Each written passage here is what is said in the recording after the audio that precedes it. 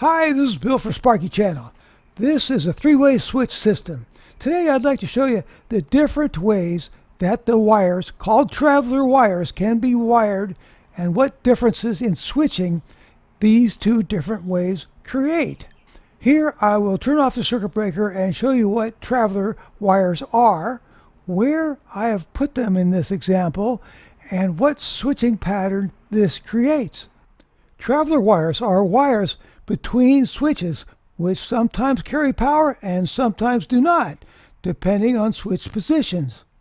Each of these three-way switches can select one or the other traveler wire to carry current. In this way, a user can control a light or a series of lights from multiple locations. The traveler wires are the means by which the three-way switching occurs. Traveler wires always land on the brass-colored terminals of the three-way switches. The first thing, we have traveler wires.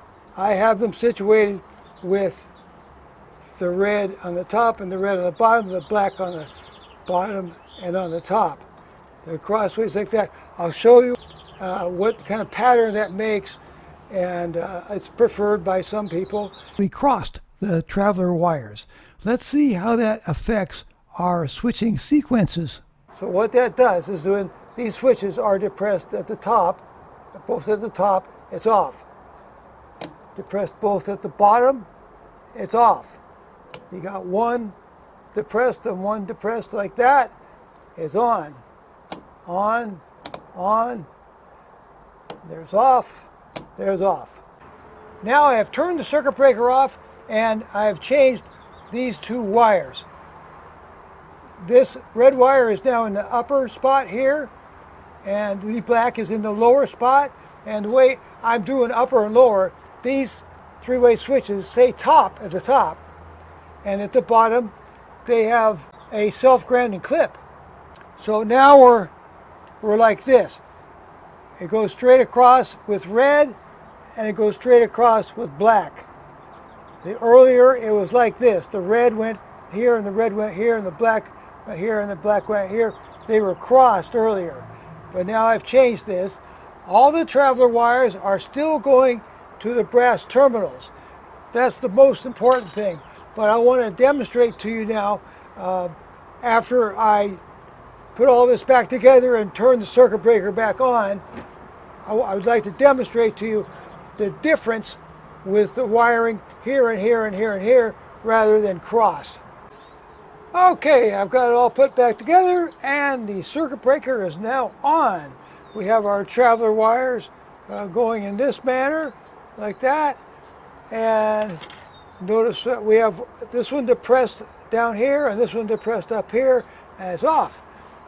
Now, if they're both depressed at the top, it's on. If they're both depressed at the bottom, it's on. Anything else is off. You see, so it's the opposite of the way it was when we had the traveler wires crossed. When we have the traveler wires crossed, when both were depressed and down like that, it was off, but now it's on. And when they were both depressed here at the top, it was off, but now it's on. With the traveler wires crossed, this would be on. See, so it's just the other way around. It's not like one method is better than the other, but I would recommend, if you're wiring a house, do them all the same, so that the people there don't get confused. You know, it's the same throughout the house. You go through the hallway, and they're both down like that. It's on, you know, and the same someplace else, in a family room or something. And they're both pressed the same way. It's on.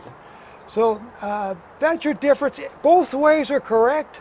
You know, I'm not saying one is better than the other. Just maybe find out what your customer likes or what you personally like, and do it that way.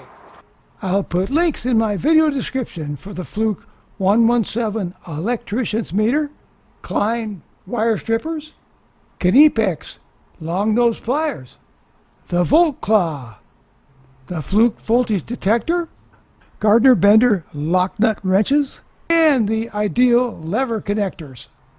Thanks. I hope this video was helpful.